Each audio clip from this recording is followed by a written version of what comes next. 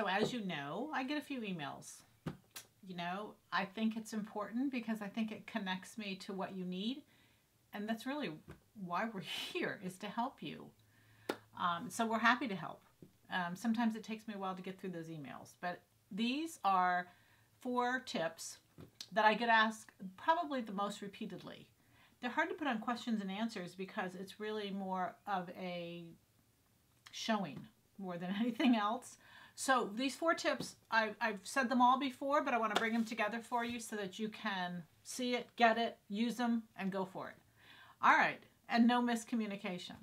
So the first is what we do with Sharpie markers. Just yesterday, I got an email. What do you use for tracing paper? Don't trace. Don't trace. So what I would recommend, if I were you, I would get my tissue and I would get my muslin. Remember that a muslin is really important. There's things that can't be changed after the fabric is cut. I know a lot of you do a wearable muslin. Even that's okay. Get whatever you're going to use. So in this case, this is a piece of fabric that I'm going to use.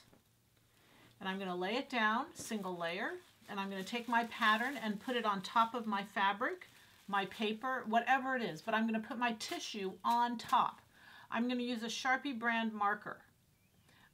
This is it's a marker. It's not the really fine one. It actually is a marker point.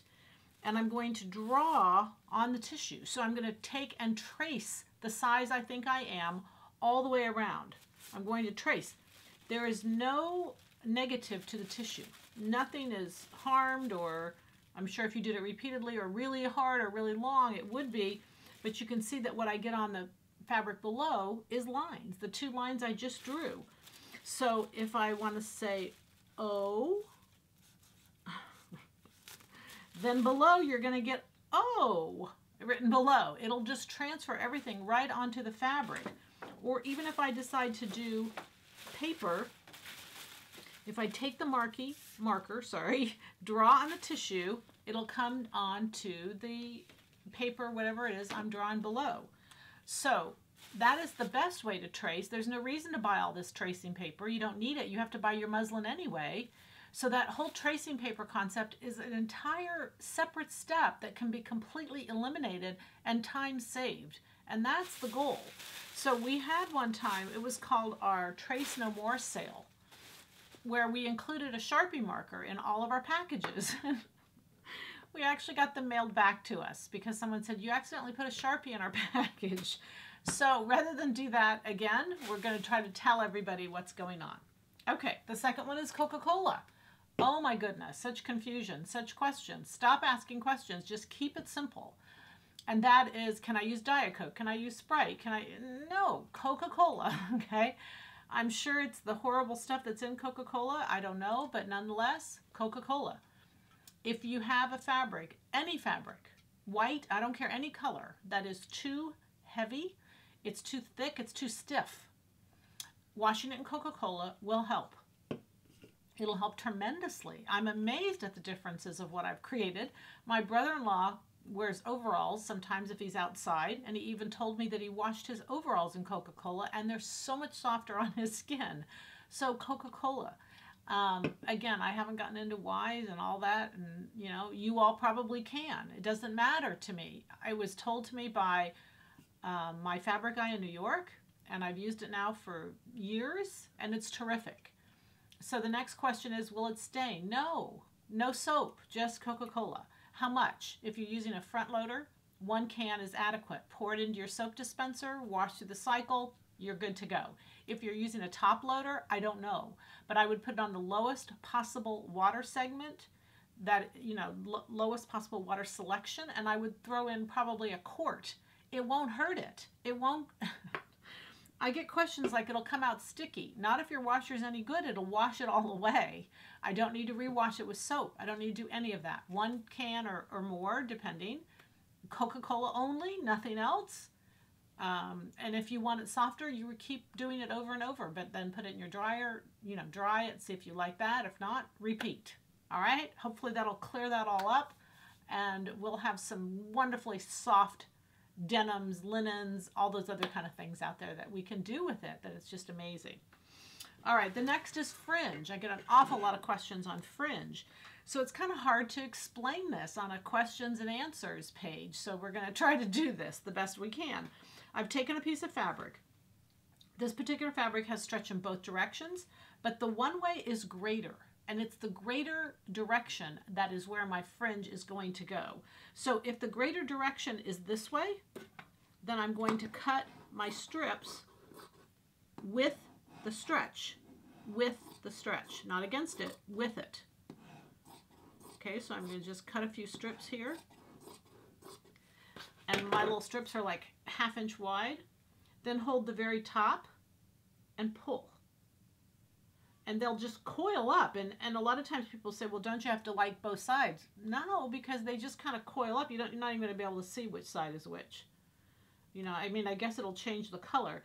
But see, what you're going to see there is they're literally like fringe. They're not, you can't even see the fabric hardly anymore because they so curl up against themselves. Okay, so that's with the stretch. Here, I'm going to do some samples of the other way. It is the stretch, but it's less stretch. And what you're going to see is they're not going to work. Okay, they just hang like kind of, yeah.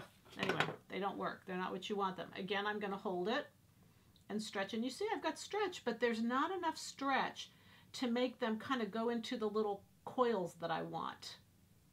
And so you can see the difference between the two, that versus that. And clearly this is what I want. So it's with the greatest direction of stretch. That's the direction I cut. And then I put my finger on them, pull tight, and you'll see they'll just curl right up. And it's just cute. Look, when we did the wrap the other day, easily we could have fringed the bottom. The striped wrap, that fringe would have been adorable across the bottom, if you like fringe.